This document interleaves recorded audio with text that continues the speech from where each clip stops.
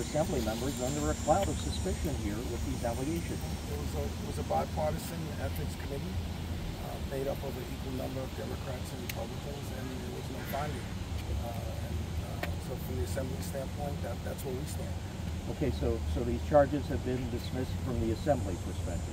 Yeah, they said there was no finding, and that was Democrats and Republicans.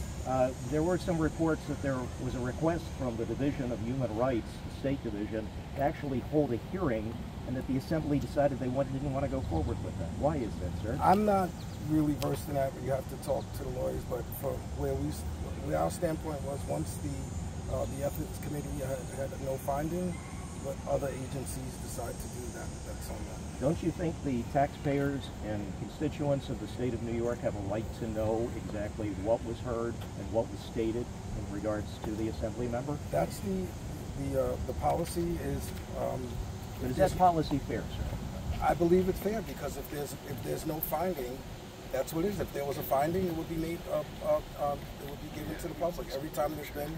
Why would the State Division of Human Rights then call for a further You have to ask them that. Okay, can we have any additional questions? They said there's a probable You have hearing. to ask Sir, we're going to let some other folks have I'm happy to talk to you about that, Ron. Yes. Hey, Yeah, we'll talk to you. Get your opinion on Tim Walz as the VP. Well, I think it's a tremendous pick. He's been a great governor.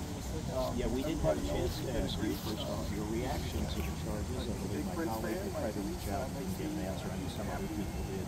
What's your response? I think he's a great addition to the ticket.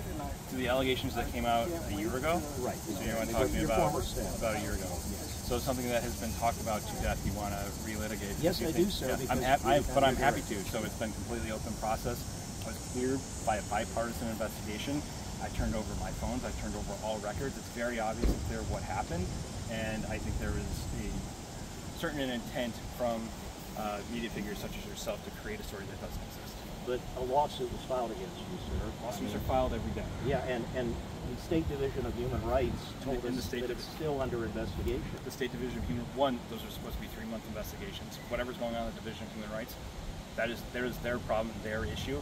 I'm happy. I would love to have a hearing. I'm happy to do. I was cleared once, I'll be cleared twice, I'll be cleared 3 times. I don't care. It's a ridiculous thing So that the has been sexual generated by harassment people claims such as are yourself. incorrect, you're saying, that those people, you didn't say them, people, you didn't make claims or make statements to people that they are claiming were perhaps sexual harassment. Yeah, you'd have to look at the context. I had to terminate people because of bad behavior, and then they made one set of claims that were completely thrown out. You're not even talking about those claims that were tossed to the side. That was 2 years ago. But then new claims a year later, so people can continue to do that, and I'm just going to keep doing my job. Okay, thank you. And what would you say to taxpayers who may feel